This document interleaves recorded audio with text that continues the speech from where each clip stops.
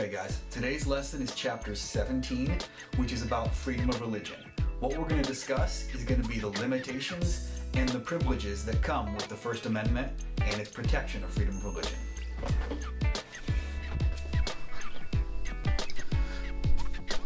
Okay guys, let's take a look at chapter 17, which is talking about freedom of religion. So at the top of the page we have vocabulary. There's a couple of words I want to highlight. The first one is official. Then we have persecute, religious persecution, private, and voluntary. Persecute means to cause harm to somebody over and over and over again.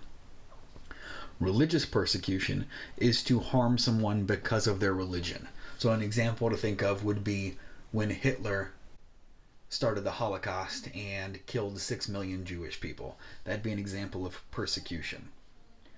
So, the history of the United States with religious freedom involved. Most of the country's first settlers were from England, France, Spain, and other European countries, and those countries had official religions. And what that means is you were required to be that religion and go to that church and pay tithes to the church, which is a portion of your paycheck. If you did not belong to that religion, if you didn't want to go to that church, you would usually be persecuted, and you would not be treated the same as other people. You would be denied certain rights. Sometimes you wouldn't even be citizens, and you'd be put in jail or even executed. So because of this, people left their homelands, and many of them came to America. People who came to North America wanted freedom from religious persecution, and some of those examples are going to be the Pilgrims and the Puritans. They came here to have freedom of religion.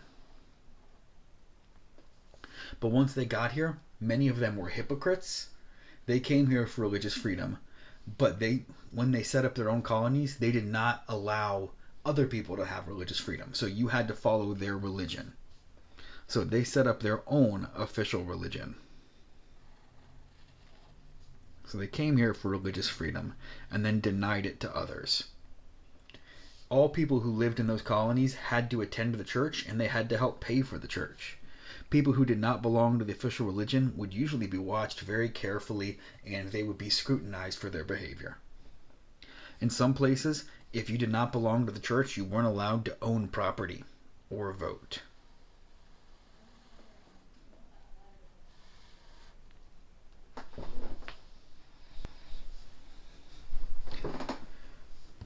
By the time the United States became a country, there were dozens of different religions spread throughout the states, and each had its own group of followers.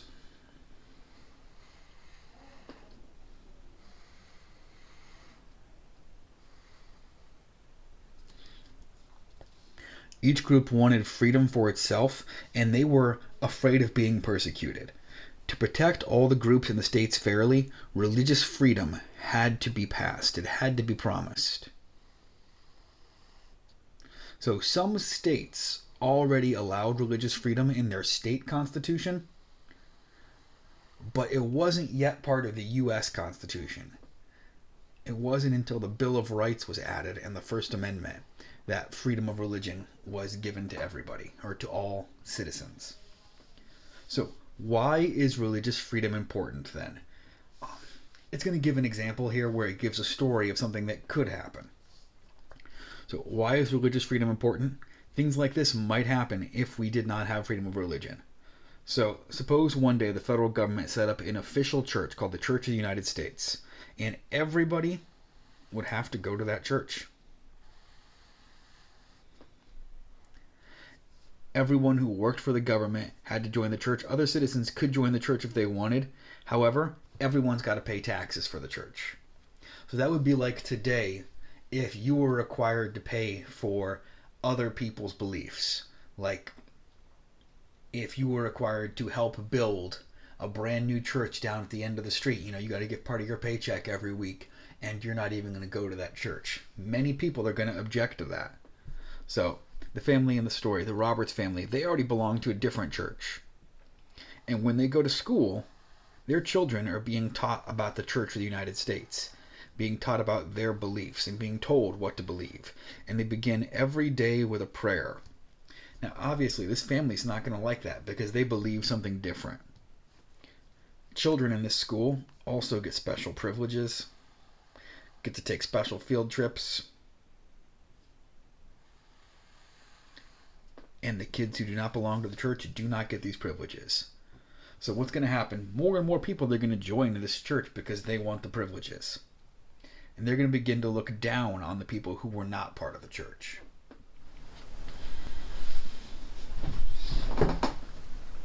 One day, one of the children, Bobby Roberts, came home with a bloody nose. He had gotten into a fight at school over his religion.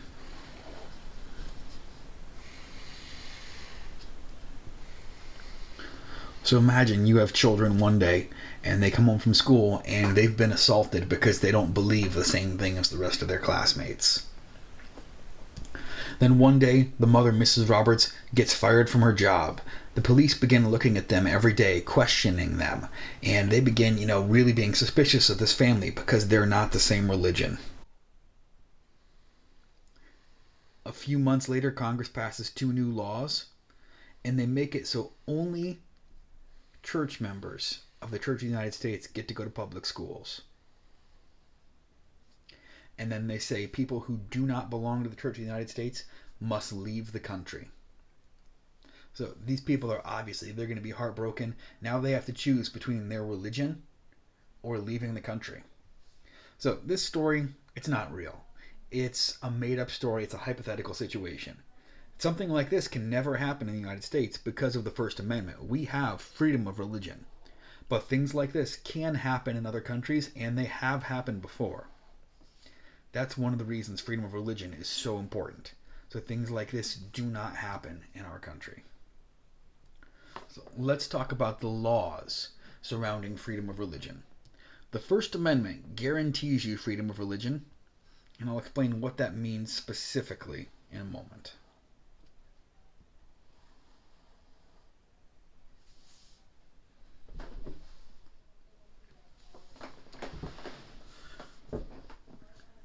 So there's lots of different rules and laws about what the government can do involving the religion.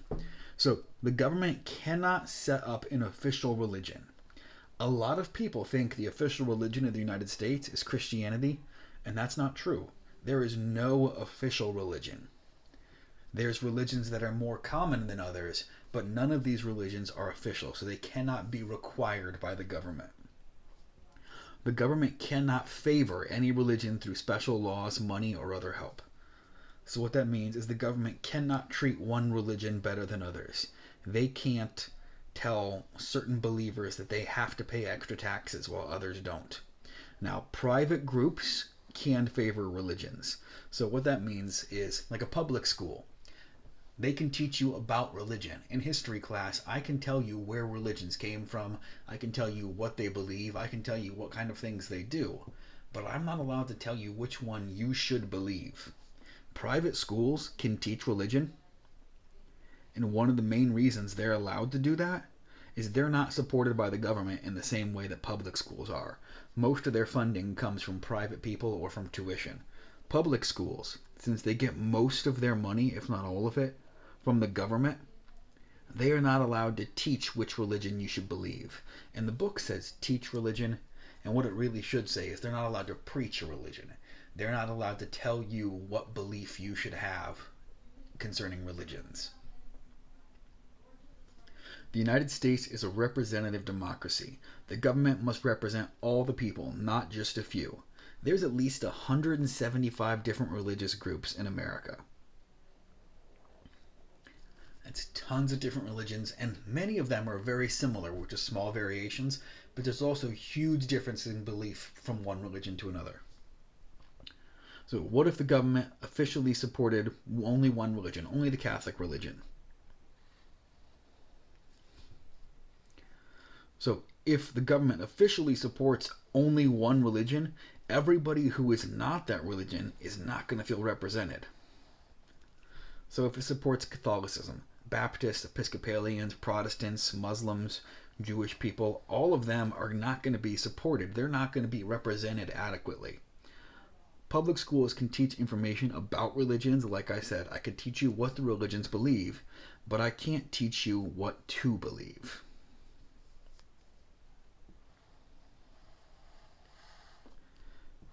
People can believe any religion they want or none at all.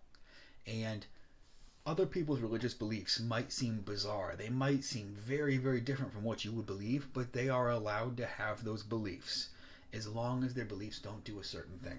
So you can believe whatever religion you want, and that might be completely different to somebody. It might not make any sense to you. But in America, people have that freedom to believe what they believe. You cannot be forced into believing something else. You cannot be forced to give up your religious beliefs. Your boss is not allowed to fire you because of your religion. You can't be forced to leave your home. You can't be forced to violate your religion. So there has to be accommodations made for religion. So let's say you are a person where part of your religion is to not eat pork, and you get a job working at a restaurant, and the restaurant's policy is for each person to try all the menu items. They can't require you to eat a bacon cheeseburger because that'll violate your religion. So they're not allowed to force you to do anything that would violate pillars of your religious beliefs. So your religion can be whatever you want it to be, but your religion cannot violate the laws. So, like we said, you can believe whatever religion you want. You can believe in no religion, which is atheism, but your religion is not allowed to violate the laws. Your religion cannot require you to do something illegal. Your religion can't require you to sacrifice a human once a month or once a year or whatever. Religion is never allowed to violate the law.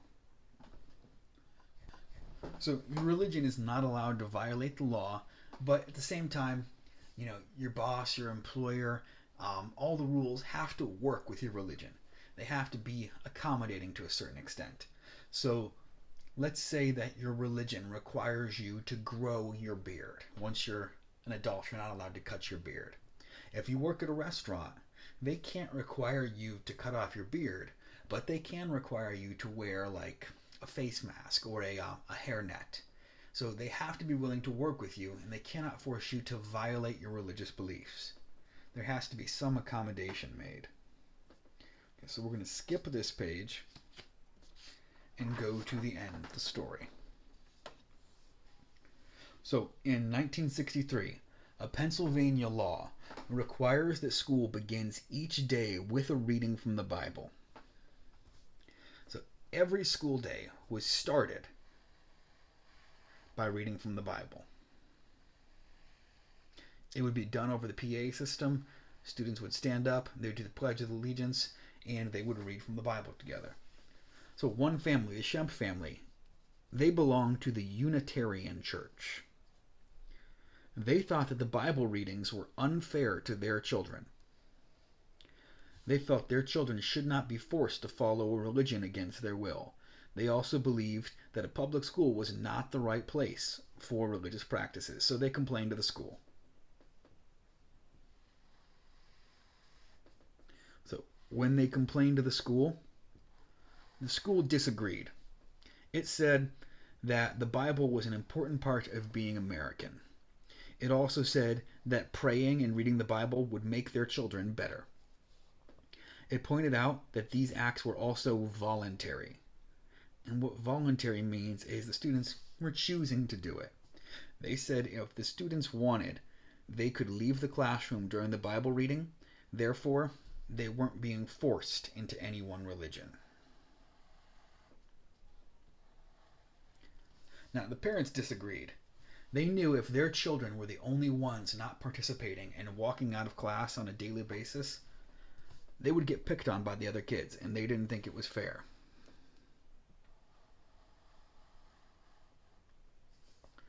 They felt that their children were losing their freedom of religion, and they asked the Supreme Court to hear their case.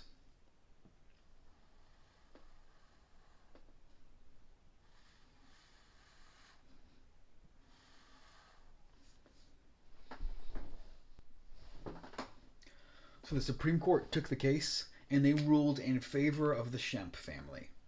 They said that the school had taken away the children's freedom of religion.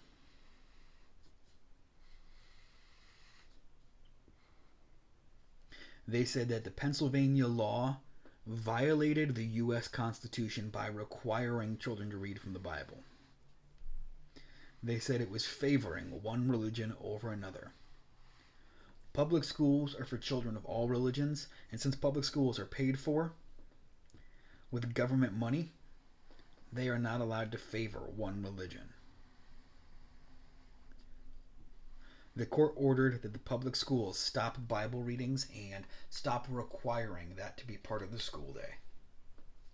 Okay, guys, we'll need you to get started on the Google Classroom worksheet if you haven't done it already. If you have any questions or you need any help with it, send me a message and I'll help you out the best I can. Stay healthy.